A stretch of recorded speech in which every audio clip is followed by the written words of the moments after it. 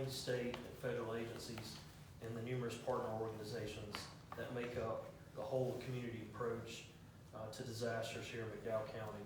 This afternoon on a North Carolina briefing, they stated 38 states as well as teams from Puerto Rico and Guam are in western North Carolina assisting various counties with this storm response. I'd like to start with some of the pre-storm activities for those that may be watching at home or those in the audience, so folks understand the response to this disaster started well before the storm ever struck western North Carolina. Beginning 48 hours in advance of Helene, emergency personnel began warning citizens of the flash flood threat and encouraged temporary relocation away from local creeks, streams, and rivers. A door-knocking campaign was conducted in high-risk areas where thousands of printed flyers warning people of the danger that was to come were distributed. This was followed up by a reverse 911 call through our Nixle system. And I would note that's only the second time in our history that we have done a reverse 911 call. That message hit over 24,000 phones, which distributed the warning message urging relocation to higher ground. A secondary door-knocking campaign was followed up on Thursday, September 26th, and it was conducted by emergency personnel from fire, rescue, law enforcement, EMS, and emergency management to warn residents again about life-threatening flash flooding that we forecasted to occur on Thursday night into Friday. McDowell County Schools and McDowell Tech closely partnered at the Emergency Operations Center, and schools were canceled in advance to ensure everyone's safety. As the EOC became activated, all personnel throughout emergency agencies were placed on standby, and emergency stations become staffed.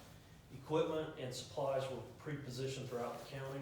One emergency shelter at Glenwood Baptist Church, which has a generator pre-connect from a prior mitigation grant, was activated on Thursday morning at Glenwood Baptist Church. The predecessor rainfall event on Wednesday night dropped over 10 inches of rainfall in McDowell County and led to numerous swiftwater rescues occurring during the overnight hours. And I would say put emergency crews in substantial amount of danger due to the complexity of some of these rescues, especially in the Old Fort area. As Helene struck western North Carolina on Friday morning, the McDowell County 911 Center was inundated with emergency calls. Many of these calls reporting life-threatening emergencies due to flash flooding. Over 760 calls were processed by our center and by sister centers, if you will, specific to McDowell County, and I'll explain that in just a few minutes. 760 calls through the height of the storm and in the hours as the storm passed by. Communication infrastructure collapsed in western North Carolina due to catastrophic damage to utility lines, including fiber, which carries a large majority of our 911 lines. These lines that service the 911 center were rerouted outside of the disaster area. Many people may have wondered in our press releases, why did the 911 calls go to Johnson County? That was determined the infrastructure was stable in that part of the state, and instead of going to a neighboring county that was experiencing the same type of disaster, they took the calls, rerouted them outside of McDowell or western North Carolina, and then communicated back on the Viper network to McDowell 911 from Johnson County, relayed the information as to where the emergencies were occurring. The Viper network experienced an overload of traffic in western North Carolina and created significant challenges for emergency personnel. As the storm passed, over 100 citizens were rescued by helicopter. The majority of those were individual pickoffs off of mountainsides in small areas where the canopy wasn't thick, to where those that were either injured or stranded were picked off by helicopter crews and transported to a safe location. Over 200 were rescued by boat or ground crews. One specific rescue in the Armstrong Creek area took over 24 hours to complete, with a McDowell search and rescue team hiking nearly 10 hours to reach this injured person near the Armstrong Creek fish hatchery. Climbing through downed trees, navigating unstable slopes, the patient was eventually reached and airlifted out to the trauma center.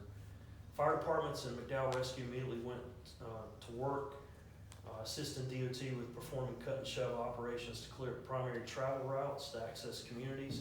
And the operation continued on the secondary roads to ensure citizens had access to emergency services. Our top priority after the storm passed focused on life safety missions, including those air rescues, which required a substantial amount of coordination to ensure air safety of the numerous aircraft that were in the county, as well as safety for the responders on the ground.